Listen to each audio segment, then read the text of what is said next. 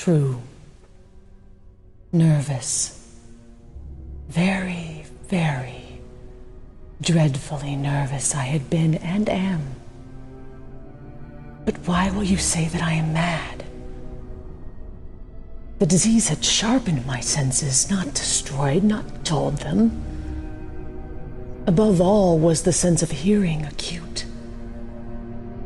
I heard all things in the heaven and in the earth. I heard many things in hell. How, then, am I mad? Hearken and observe how healthily, how calmly I can tell you the whole story. It is impossible to say how first the idea entered my brain, but once conceived, it haunted me day and night. Object there was none. Passion there was none. I loved the old man. He had never wronged me. He had never given me insult. For his gold I had no desire. I think it was his eye.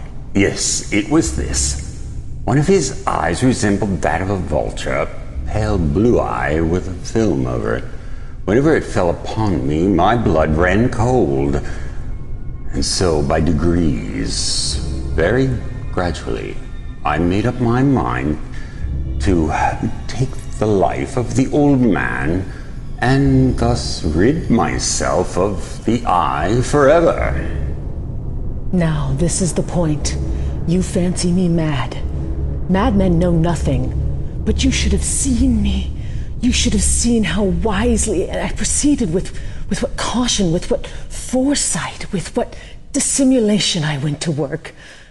I was never kinder to the old man than during the whole week before I killed him. And every night about midnight I turned the latch of his door and opened it oh so gently. And then when I had made an opening sufficient for my head, I put in a dark lantern, all closed, so that no light shone out. And then I thrust in my head. Oh, you should have. Oh, you would have laughed to see how cunningly I thrust it in. I moved it slowly, very, very slowly, so that I might not disturb the old man's sleep. It took me an hour to place my whole head within the opening so far that I could see him as he lay upon his bed. Oh, would a madman have been so wise as this? And then when my head was well in the room, I undid the lantern cautiously, oh so cautiously, for the hinges creaked. I undid it just so much that a single thin ray fell upon the vulture eye. And this I did for 7 long nights. Every night, just at midnight. But I found the eye always closed. And so it was impossible to do the work. For it was not the old man who vexed me, but his evil eye. And every morning, when the day broke, I went boldly into the chamber and spoke courageously to him, calling him by name in a hearty tone, and inquiring how he had passed the night. So you see, he would have been a very profound old man indeed to suspect that every night, just at 12, I looked in upon him while he slept.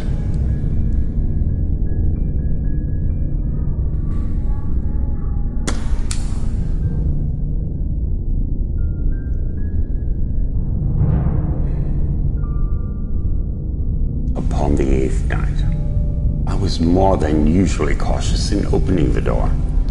A watch's minute hand moves more quickly than did mine. Never before that night had I felt the extent of my own powers, of my sagacity. I could scarcely contain my feelings of triumph. To think that there I was, opening the door little by little, and he not even to dream of my secret deeds or thoughts. I fairly chuckled at the idea, and perhaps he heard me, for he moved on the bed suddenly as if startled. Now, you may think that I drew back, but no. His room was as black as pitch with the thick darkness, for the shutters were closed fastened through fear of robbers, and so I knew that he could not see the opening of the door, and I kept pushing it on steadily.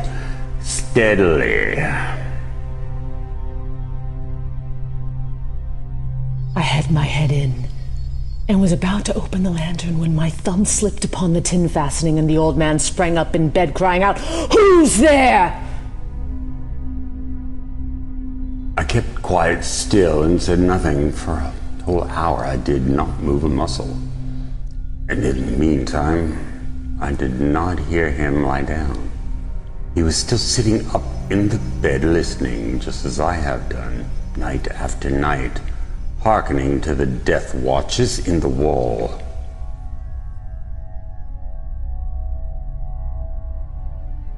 Presently, I heard a slight groan, and I knew it was the groan of mortal terror. It was not a groan of pain or grief. Oh no, it was the low, stifled sound that arises from the bottom of the soul when overcharged with awe.